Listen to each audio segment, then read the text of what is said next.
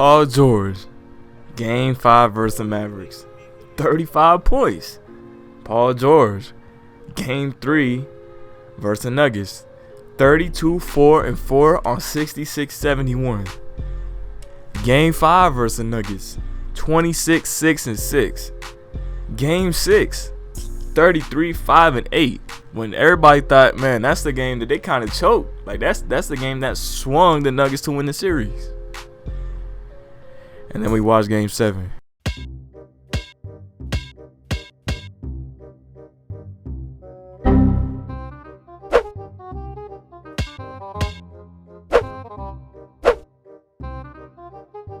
Way off, hits the side of the backboard. And Jokic with yet another rebound.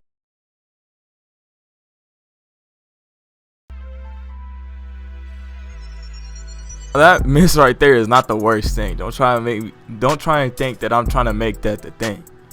I mean, that miss was the storyline of the game, but it happens, bro. People miss like that.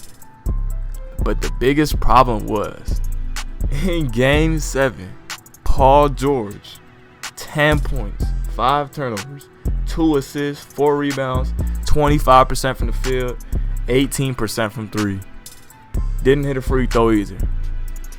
Now, the biggest problem with this is he disappeared out of nowhere. Nobody expected this. Paul George, he started to gain his footing again. Yeah, we seen him choke in the playoffs before, but hey, he's going to be fine now. He just gained his footing, man. He had a 33-point game the game before. He going to at least score 20. He going to do something. He might be inefficient, but damn, 10 points?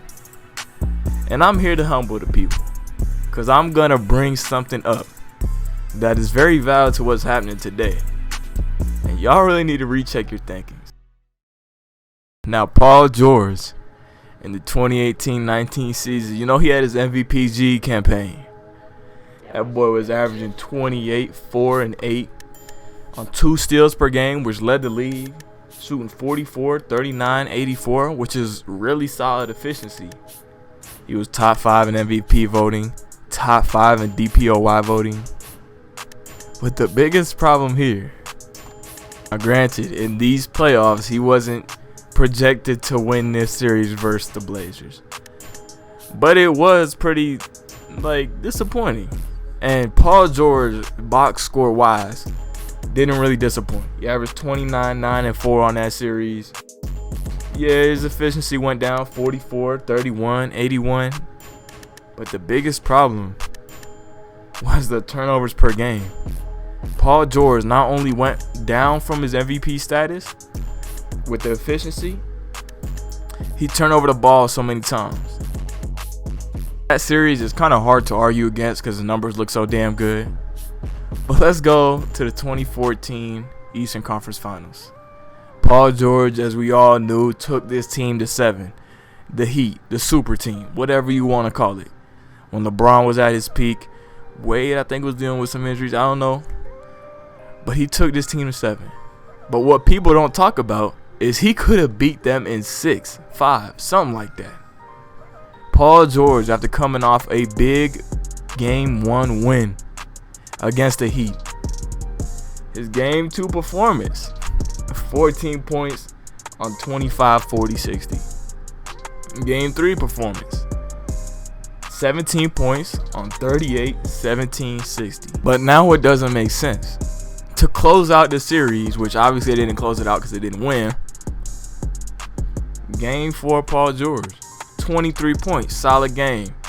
Game 5, Paul George, 24 points, another solid game.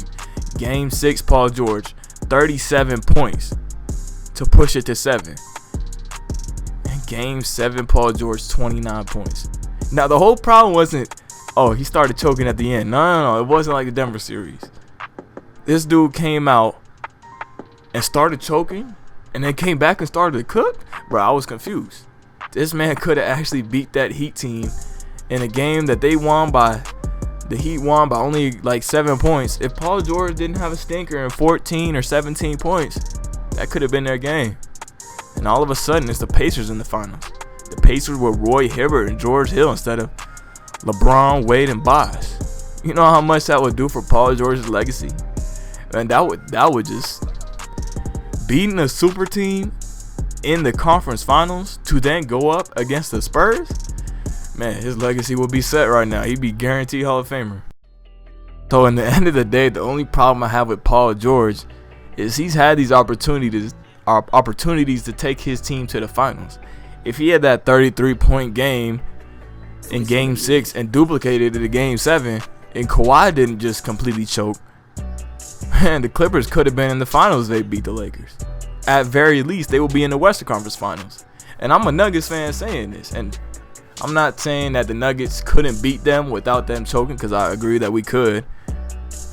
But damn, Paul George, if he were just to be a little bit more consistent, could have done so much more with his career up to this point.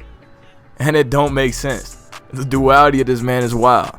One game he'll be like Michael Jordan, dropping 37 in the Game 6. And then 2 games before, he's dropping 14.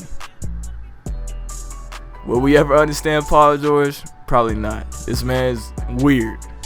But like I said, we need to pipe down on these reactions this season. Everybody has his MVPG thing going again. He's shooting great from the field. He's averaging like 24 points. He's has a chance to be an all-star starter. And I'm going to say pipe down. Yeah, Paul George having a great season.